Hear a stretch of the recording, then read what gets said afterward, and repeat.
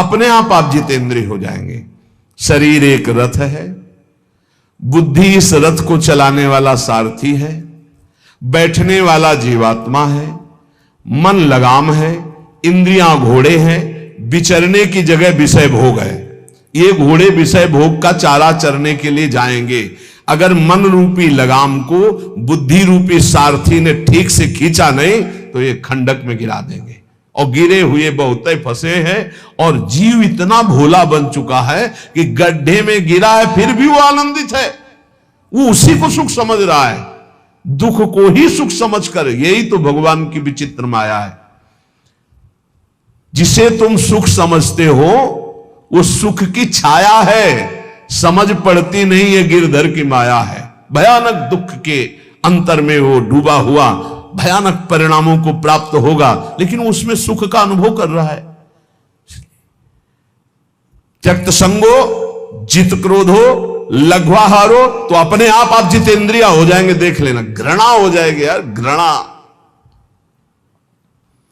कौन सा ऐसा सुख है जो घृणा के योग्य ना हो?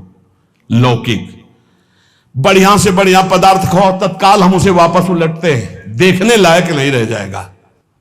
चिकनी चमड़ी केवल देखकर फंस रहे हैं, कुछ नहीं, पूरा जीवन बर्बाद हो जाता है। धर्म के लिए तो सेवन करने के लिए ठीक है, बकाया भगवत प्राप्ति के लिए जितेंद्रिया चलो, ठीक से चलो।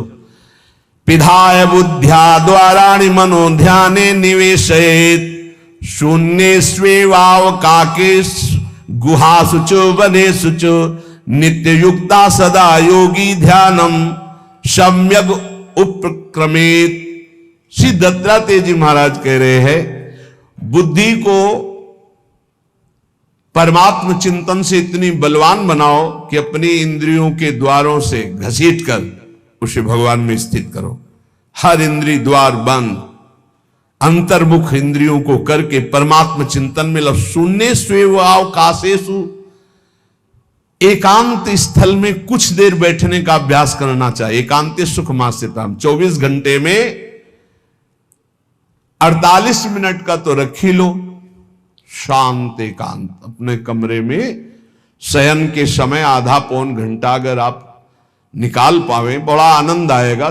24 घंटे आप सेवा दिनचर्या में लगे, आधा घंटे निकाल लो या 48 मिनट शांत बैठ जाओ। बिल्कुल कोई माला नहीं, कोई क्रिया नहीं, बिल्कुल आप इस बात को देखना करके शांत बैठो। पहले बैठ जाओ। अब देखो आपका मन कहां है, तत्काल देखिए। जो ही शांत बैठे, अब है कहां? जो सामने रूप आ रहा है, चाहे वो वस्तु हो, व्यक्ति हो, स्थान हो, उसमें तुम्हारी ममता है, उससे तुम्हारा संबंध है। वस्तु, व्यक्ति, स्थान, प्रभु आ रहे हैं कि संसार का कोई वस्तु, व्यक्ति, स्थान आ रहा है? यदि कोई संसार का वस्तु, व्यक्ति, स्थान आ रहा है तो तत्काल उसमें भगवत भावना करो, या वहां से हटा के तत्काल अपने गुरु मंत्र में लगाओ। शांत एकदम बैठो। अब उस समय जांच करो कितनी बार किसका रूप आया।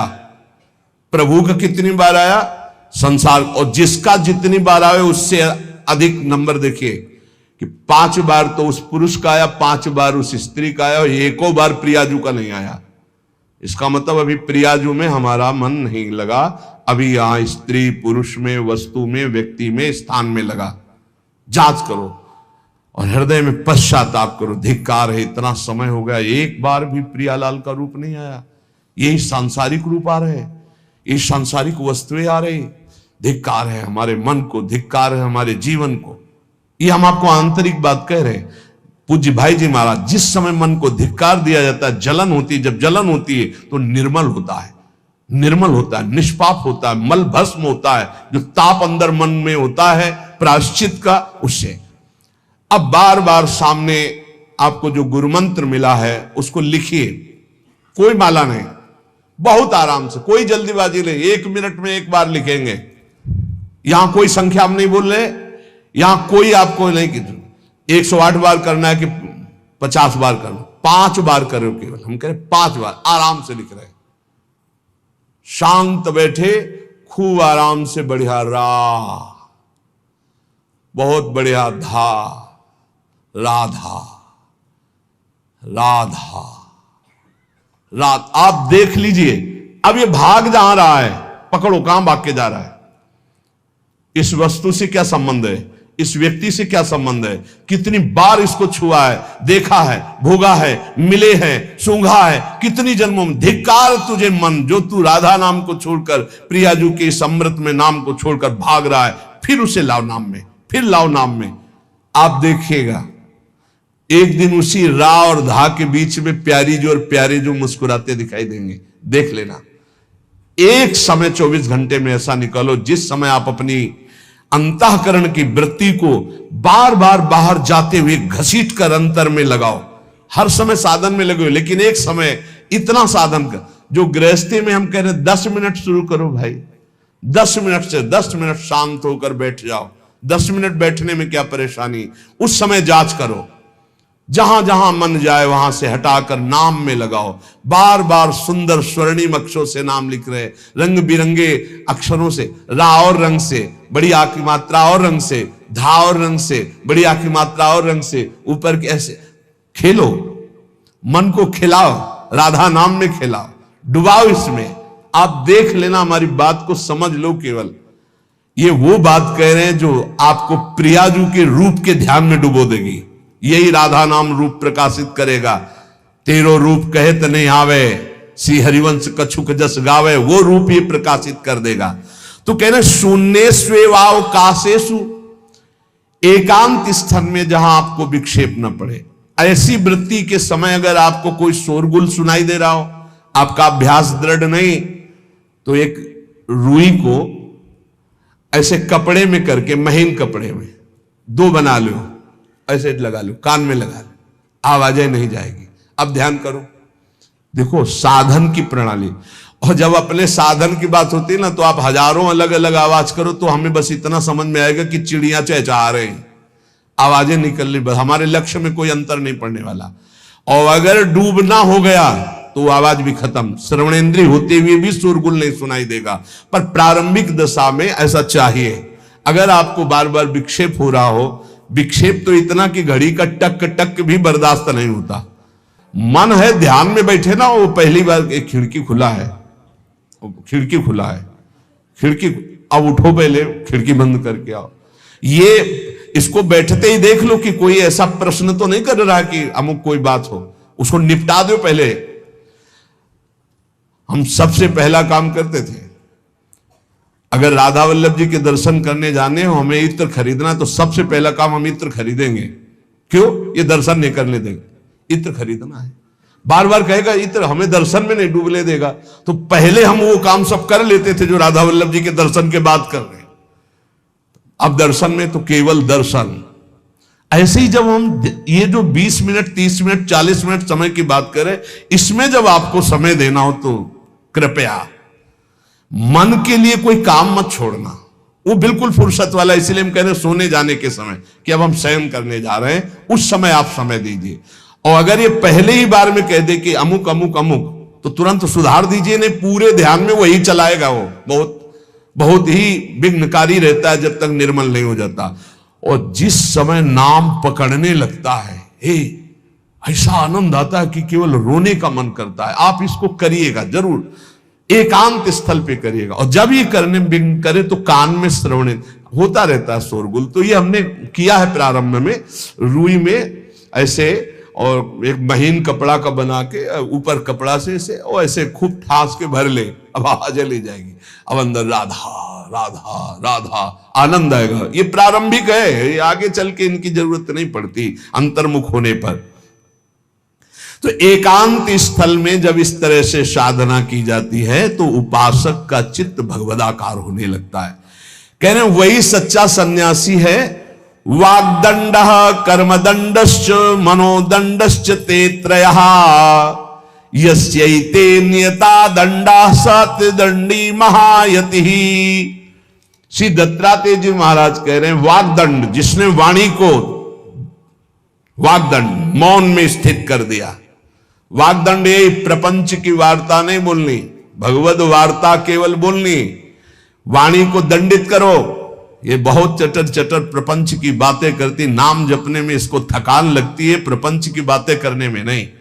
इसलिए इसको मौन के द्वारा वाणी को शासन में रखो, या तो भगवत चर्चा या मौन। दूसरा कर्मदंड, जो सन्यासी होता है वो निष्कर्म अवस्था की तरफ बढ़ता है। प्रापंचिक कर्मों को करते हुए भगवान नाम स्मरण करके यदि कर्म समर्पण कर दिया जाए तो वही गति प्राप्त होती है। ये तो सर्वाणि कर्माणि मयि सन्न्यस्य मत्पराः, प्रापंचिक कर्म है, व्यापार, नौकरी आदि नाना प्रकार के। लेकिन इन कर्मों को भगवत स्मरण करते हुए किया जाए, भगवत समर्पित कर दिया तो वही गति प्राप्त होती है जो निष्कर्म अवस्था को प्राप्त सन्यासी की होती है।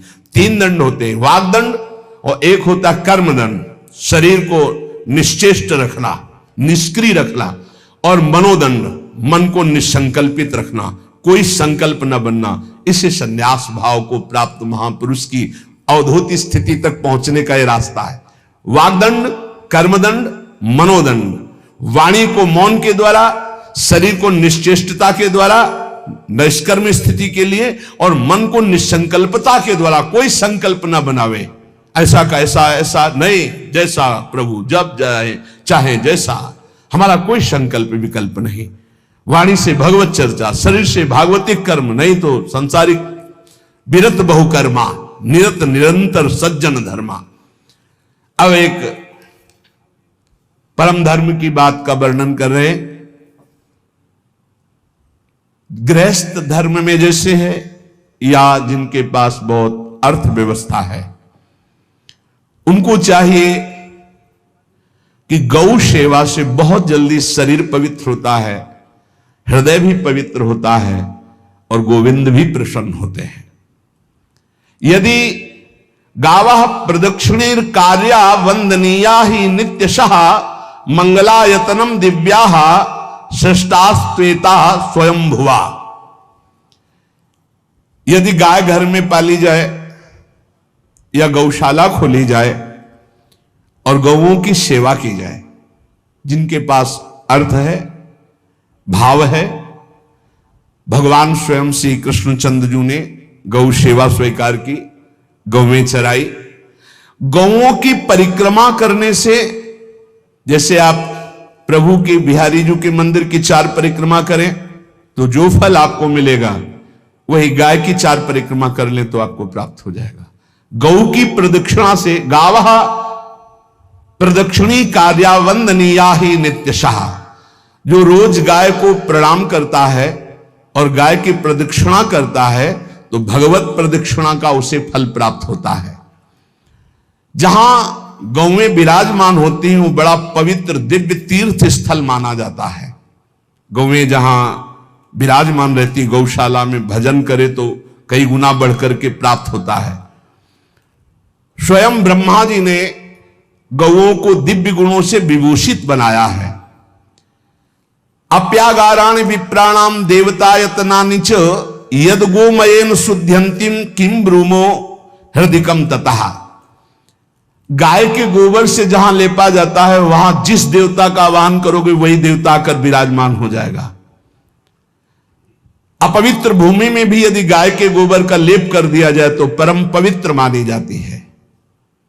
गाय बहुत पवित्र, जहां वो बैठती है, जहां वो मूत्र त्याग करती, गोबर त्याग करती, वो स्थान तीर्थ तुल्य पवित्र माना जाता है।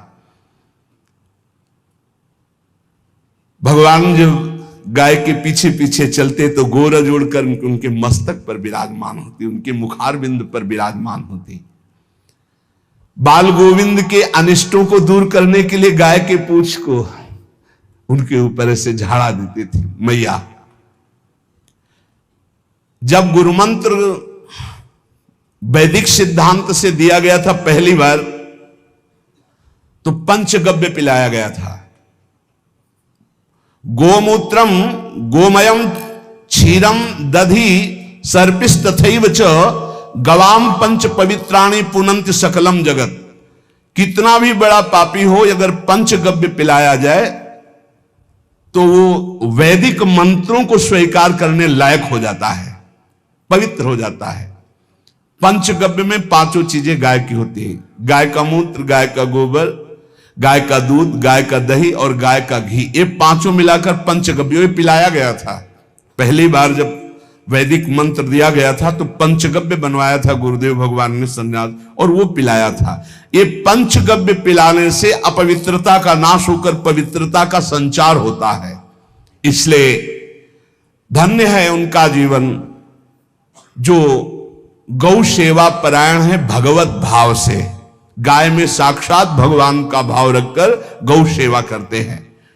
त्रिषिता गौर गृहे बद्धा गेहे कन्या रजस्वला देवशास्त्र सन्निर्माल्य हंति पुण्यम पुराकृतम। यदि घर में गाय बंधी है और भूखी है और प्यासी है तो तुम्हारे सारे पुण्य नष्ट हो जाएंगे। अगर घर में रजस्वला कन्या बहुत काल तक है और उसका विवाह आप नहीं कर रहे हैं तो आपके सारे सुकृत नष्ट हो जाएंगे। यदि घर में ठाकुर जी विराजमान है, कर का पहनाया हुआ माला सुबह तुमने देख लिया तो तुम्हारे सारे पुण्य नष्ट हो जाएंगे, क्योंकि शयन कराते समय तुमने उतारा नहीं, अर्थात तुम सेवा में प्रमाद करते हो। तो देवताश्च सन्निर्माल्य हंति पुण्यम पुराकृतम।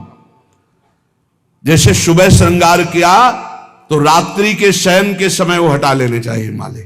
जब हम शयन कराते हैं तो भले पुष्प शैया पे शयन कराएं पर माला नहीं धारण कराएं। श्रृंगार का माला अगर दूसरे दिन दर्शन किए क्यों पहने ठाकुर जी तो तुम्हारे सुकृत नष्ट हो जाएंगे। गाय बंदी हो घर में, वो प्यासी है और भूखी है, तुम्हारे सुकृत नष्ट हो जाएंगे। त्रिषिता गौर गृहे बद्धा, क्योंकि तुम्हारे पास है, सेवा करना चाहिए। यो वै गाम प्रतिसिद्धेन तो चरंतिम च स्वतरणम नरहा तस्य पूर्वे च पितरा कंपन्ते पतनोन्मुखा।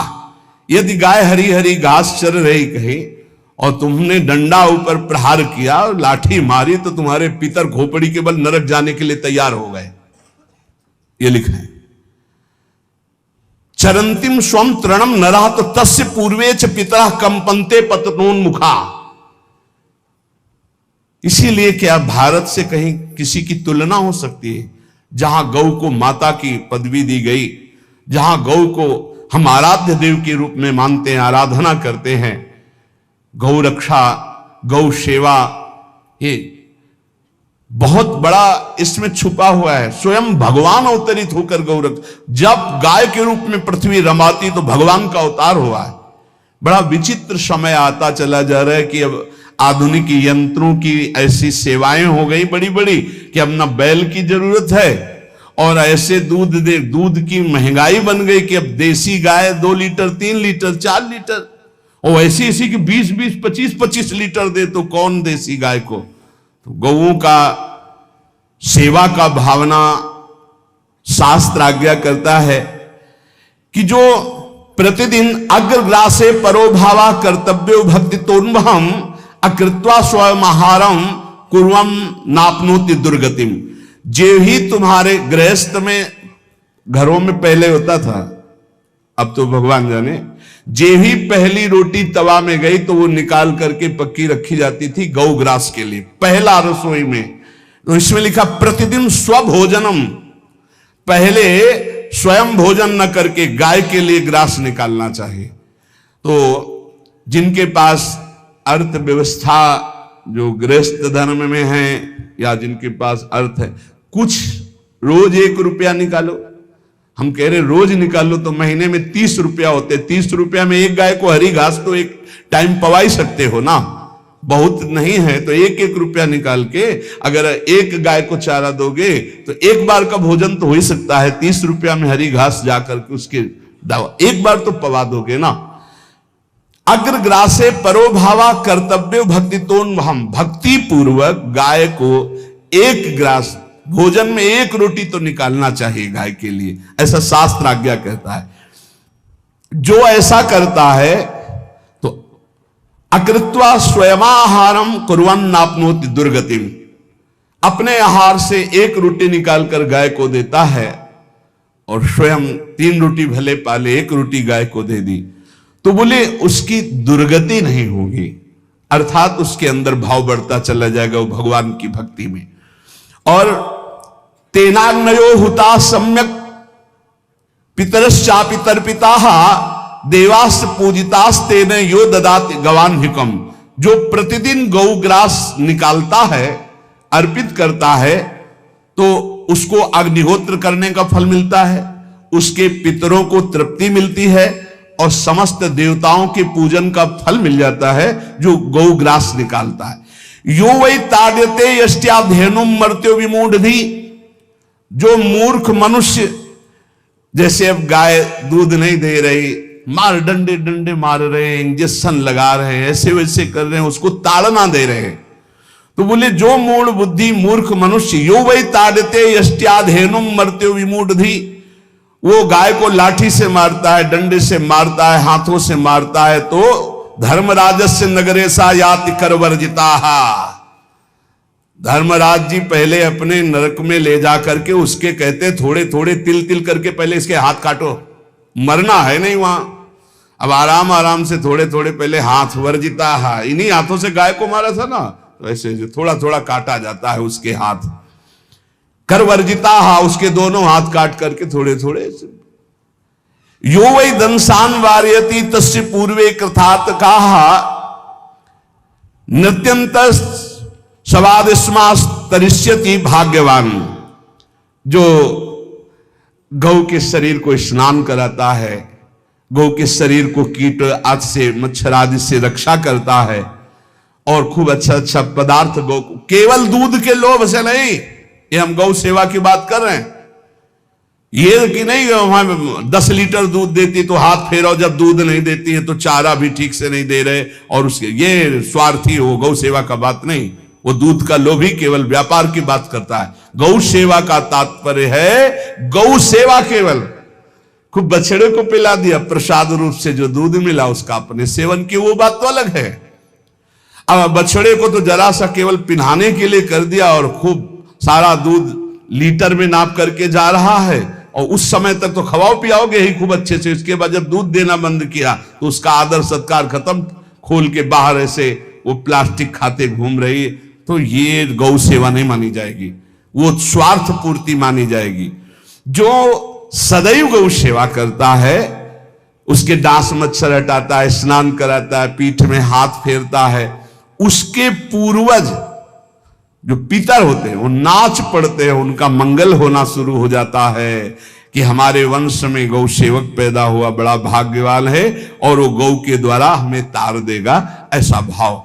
गौ सेवा हमारे सनातन धर्म में बहुत बड़ा स्थान गौ सेवा का है। पर एक बात ध्यान रखें, इन सब सेवा का फल है भगवान के चिंतन में निरंतर वृत्ति डूब जाए, हमारी एक एक वृत्ति एक एक क्षण भगवान के चिंतन में डूब जाए। अगर नहीं तो हम आपको उत्तर दे रहे हैं। कल प्रश्न हुआ था कि क्या गौ सेवा के बिना मुक्ति मिल सकती है? क्या महाराज नृग जैसा कोई गौ सेवक हुआ है दानी? भागवत में पढ़ लेना, करोड़ करोड़ गायों को, करोड़ों गौशालाएं थी, एक दो नहीं। इसलिए कह रहे हैं करोड़ों शब्द कि आप उसको कोई ज्यादा ना समझें। पृथ्वी के कोई भूमि के कण गिन सकता है, बारिश की बूंदे गिन सकता है, लेकिन महाराज नृग की गौएं जितनी दान की गई वो गिनी नहीं जा सकती थी, ऐसा वर्णन आता है। अरबों अर्बुद गौओं की सब स्वर्ण से अभिषिक्त करके ब्राह्मणों को दान करना। इतने बड़े गौ सेवक, इतने बड़े दान करने वाले, एक चूक हो गई, ना दान लेने वाले तपस्वी ब्राह्मण की गाय किसी अन्य ब्राह्मण को दान कर दी, और वो ब्राह्मण ने जब गाय देखी बोली मेरी गाय चुरा ली। बोले महाराज नृग ने दी। महाराज नृग से कहा मेरी गाय है, तो उनका गौशाला में आ गई होगी, आपको 10,000 गौएं देते हैं, आप अपनी गाय। बोले मैं प्रतिग्रह नहीं लेता। जिसने दान लिया था उसने कहा गाय यही लेके जाऊंगा, तो उनका आप गाय छोड़ दीजिए, आपको 10,000 गाय देते। बोले नहीं लूंगा। बस अनजाने के अपराध ने गिरगिट बना दिया था, कुएं का गिरगिट। पर भगवान बड़े कृपालु हैं, गौ सेवक थे, इसलिए गोविंद द्वारिकाधीश जी ने उनका उद्धार किया। सब साधन का फल है अच्युत भावना से युक्त होकर, भगवत भावना से युक्त होकर निरंतर भजन करते हुए सेवा परायण रहो, चराचर जगत की सेवा परायण रहो। भजन करना ही सबसे बड़ा परम धर्म है। हम सब सेवाएं करें जगत की, लेकिन अंदर से राधा राधा राधा, गोविंद गोविंद गोविंद गोविंद, आनंद आ जाएगा। तन से सेवा करो, मन से भगवान के चिंतन, मामनुष्मर युद्ध से भगवान के चिंतन में रहो। सेवा और व्यापार में अंतर होता है। गौ सेवा के बहाने से धन का जो दान लेना है और उसका अपने में प्रयोग करना, मैं पितरों सहित नरक जाना है, लिख लो। गौ सेवा के बहाने से दान लेना और उसका अपने परिवार के सुख में पैसे का प्रयोग कर देना या अपनी वासनाओं की पूर्ति में लगा देना। आया गौ सेवा के लिए और आप प्रयोग कर रहे हैं गाड़ी घोड़ा नाना प्रकार के सांसारिक भोगों में, तो लिख लो पितर सहित तुम्हारे नरक जाएंगे, क्योंकि गौ सेवा के लिए आया है। गौ सेवा का धन सिर्फ गौ सेवा में ही लगना चाहिए। आप गौ सेवक है, दूध पान कीजिए, रोटी खा लीजिए, लेकिन गौ सेवा का अर्थ आप अपनी वासनाओं की पूर्ति में, अपने मनोरंजन में या अपने मन के संकल्प भावना में नहीं पूरी कर सकते। गौ सेवा के लिए ही पूरी कीजिए। गौ के वास का निर्माण, गौ के भोजन की व्यवस्था, वो दूध दे ना दे, वो कैसी भी अवस्था में हो, उसकी सेवा परायणता, उसके लिए सेवक रखना, सेवकों को भी सुख प्रदान करना, लेकिन स्वयं कभी गौ के सेवा के लिए आए हुए धन का स्वयं के लिए भोग न करना और निरंतर भजन रखना, उसे परम पद की प्राप्ति हो जाएगी। इसलिए हमारे सनातन धर्म में गौ सेवा का विशेष महत्व है और इस महत्व को सबको स्वीकार करना चाहिए। यदि आप गौ पालन स्वयं नहीं कर सकते तो 4 लोग मिलकर के, क्योंकि आज जो गायों की व्यवस्था वो बड़ी दयनीय हो रही है। दयनीय इसलिए हो रही कि दूध की अधिकता के चाह रखने वाले भैंस रखते हैं या विदेशी गाय रखते हैं। अपनी भारतीय जो देसी गाय है वो उतना अधिक नहीं देती कि 40 लीटर 30 लीटर 25 लीटर, बहुत अधिक देगी तो 5 और 8 लीटर। देसी शुद्ध गाय अपनी जो है वो 8-10 लीटर, बहुत जब व्यवस्था हो। नहीं तो अपने गांव में तो देखा है 2-2.5-3 लीटर से ज्यादा नहीं देंगे। 1.5 लीटर इधर 1.5 लीटर उधर, या बहुत हुआ तो 2 लीटर 2 लीटर, पर वो स्वर्णिम दूध होता है। जो दूध की चाह रखने वाले जन थे अब वो गायों को नहीं रखते, देसी गायों को कोई बिरला ही रखता है। अब पहले बैलों की जरूरत होती थी, गाय बछड़ा दिया तो आनंद होता था कि किसानी के काम में। अब तो ट्रैक्टर है तो बैलों की जरूरत नहीं। अधिक दूध के लिए, अरे अब तो पशुओं की जरूरत नहीं, केमिकल से दूध बन रहे हैं, टैंकर के टैंकर। तो फिर हमारी जो गायें हैं उनकी बड़ी दुर्दशा हो रही। तो हमें चाहिए कि जो गृहस्थ जन हैं, धनी मानी जन हैं, या जिनके पास शरीर व्यवस्था, बौद्धिक स्तर सेवा परायण, अर्थव्यवस्था, वो थोड़ा 4 गाय की व्यवस्था करके उनकी सेवा करें, क्योंकि हमारे सनातन धर्म का स्वरूप है। जहां मां पदवी दी गई है गांव को, गौ माता कहा गया है। गौ में समस्त देवता विराजमान है। गौ का बहुत बड़ा महत्व वर्णन किया गया धर्म शास्त्रों में। यहां तक कि जब कोई ऋषि नाराज होता था तो आगे गाय करके जाया जाता था तो क्षमा हो जाती थी। गाय को देखते ही वो क्षमा कर देते थे। बहुत महिमा वर्णन की गई है गौ की। इसलिए जिसको भी, अगर नहीं अर्थव्यवस्था है तो एक रोटी तो निकाल सकते हो ना। तुम्हारी रसोई में रोटी बने तो पहली रोटी निकाल लो और आसपास जहां गाय बंधी हो तो उसको दे आओ जाकर, तो कम से कम धर्म का पालन हो जाएगा, गौ सेवा बन जाएगी। तो गौ सेवा, चराचर जगत की सेवा, भगवत सेवा, सबका फल है। फिर प्रारंभ में आ जाइए स्मृति। योगी हो तो चित्त की वृत्ति का निरोध करके परमात्माकार, ज्ञानी है तो चित्त वृत्ति का लय करके स्वरूप स्थित, भक्त है तो एक एक वृत्ति सावई मन कृष्ण पदार विंदयो। भगवान के चरण में, भगवान के नाम में, भगवान के रूप में, भगवान की लीलाओं में। स्मृति अगर नहीं तो सब साधन अधूरा, और स्मृति तो हर साधन पूरा। इसलिए एक बार कमर कस लो, चाहे जगत की सेवा करो, चाहे जिस कार्य में लगे हो, तुम्हारी स्मृति प्रभु में लगी हो। स्मृति के बिना हम जीवन का कोई महत्व नहीं समझते। स्मृति विहीन जीवन सब व्यर्थ। इसीलिए उन परमहंसों के चरणों में स्वयं भगवान चरण रज लेने के लिए पीछे डोलते हैं, जो निरपेक्षम मुनिम शांतम निर्वैरम समदर्शनम अनुब्रजाम्यहम नित्यम पुयत्यंगुरेण भी। ना कोई प्रतिज्ञा, ना कोई चाह, ना कोई इच्छा, निरंतर भगवदाकार वृत्ति, निरपेक्षम मननशील, द्वंद्व विमुक्ता, जो शांत हैं, जो किसी से वैर नहीं रखते, भगवदाकार वृत्ति, उसी मार्ग के आप पथिक हैं। सर्वतो भावेन, अपने मन को समेट लो धर्म और कर्म दोनों से, और साब त्यज लोक धर्मान, और परम धर्म का सेवन करते हुए समस्त चराचर जगत को भगवत स्वरूप निरखते हुए इसी जन्म में परम पद को प्राप्त हो जाओ। सत्संग का सार हमारा शरीर है, इससे सेवाएं बने, हमारा मन है, इससे चिंतन बने, हमारी वाणी है, इससे लीला गुण का गायन करें, और हम स्वयं परमात्म अंश हैं, परमात्म स्वरूप है, ऐसी ठसक बनी रहे, जीवन मुक्त ही हो।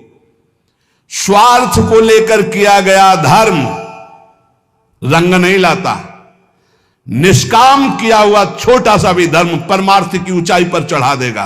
ध्यान रखना, परमार्थ की ऊंचाई पर चढ़ा देगा। इसलिए निष्कामता सब सोहित, निष्कामति। श्री वृंदावन विश्राम श्री राधा वल्लभ लाल को हृदय ध्यान मुख नाम।